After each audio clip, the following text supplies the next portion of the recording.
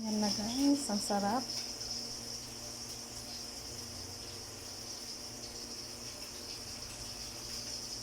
With matching ketchup or Mang Tomas. Yan, ang sausawan niya.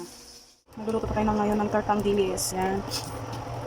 Nilagyan ko na po siya ng sibuyas, bawang, yung mga sangkap niya, paminta, tsaka itlog na 2 piraso. Yan, pwede na natin ilagay sa kawali, iluto sa kawali.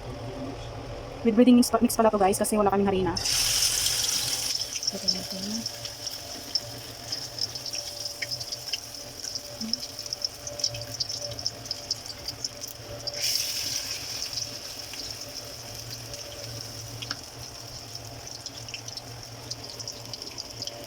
Kanin.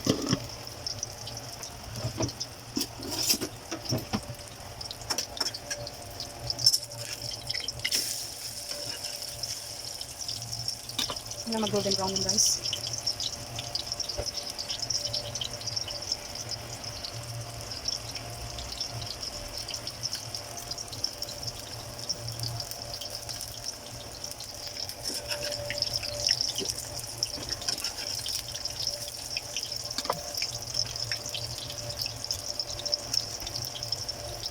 Yan guys.